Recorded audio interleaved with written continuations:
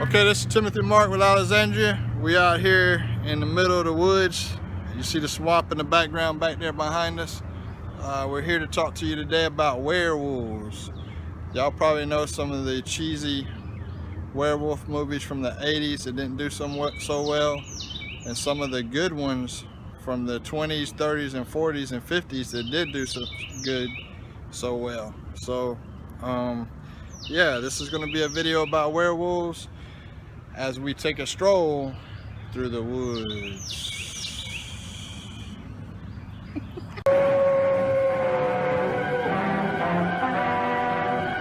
Whoever is bitten by a werewolf and lives becomes a werewolf himself.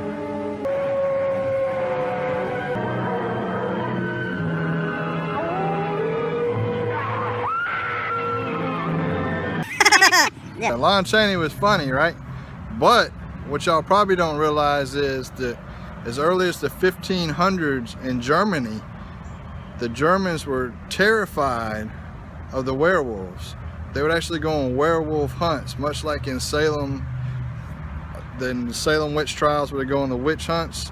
The Germans would actually go on werewolf hunts. And this story of the werewolf may be a little more real than what you think, other than the Lon Chaney stuff that you just seen. So, you got anything to say about it? I think I'm gonna elaborate a little bit and go deeper back into history. Legends of werewolves, we call them skinwalkers or shapeshifters. So skinwalker or shapeshifters, basically since the beginning of time. And Zeus, actually there is a legend in regards to Zeus that turned a king of Arcadia into a werewolf because he had such a passion for cannibalism and the consuming of human flesh. So Zeus turned the king of Arcadia into an actual werewolf. So legends of the werewolves go way back into history. Greeks, beginning of time, there was actually a documentation of in the 1550s about a French noblewoman that was actually in France, that she was recorded as a werewolf. So basically it goes way further back, and it's very prevalent in the Aboriginal and Indigenous cultures. My grandfather, part of my background is a Cree background, so we believe in shapeshifters and skinwalkers. We don't call them werewolves, they're skinwalkers. They have the ability, some of them have the ability to change into a wolf at will, or some of them are, like in the movie, say they are cursed. So they can become a wolf at will, and they terrorize different people and consume human flesh. So take a look at this on history, and we'll be right back.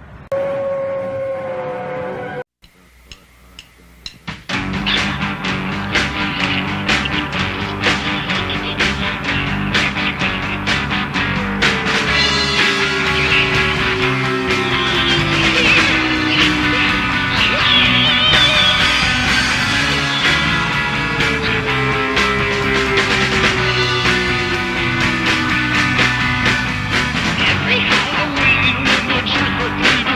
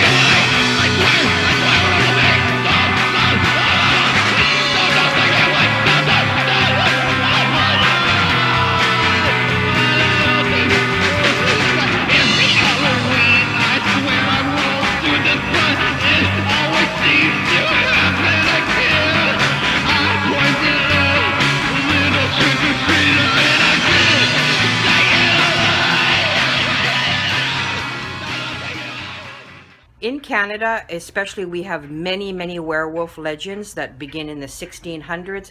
The French voyageurs that were involved in the early Canadian history, the fur trade, made reference to many werewolf legends. Or the next name is a Wendigo. A Wendigo is another name, or an Aboriginal name for a werewolf in Canada. And actually, Canada has a postage stamp in reference to the werewolf legend in Quebec. So that's how prevalent the werewolves have been in early Canadian history, beginning in the 1600s with the French voyageur fur traders.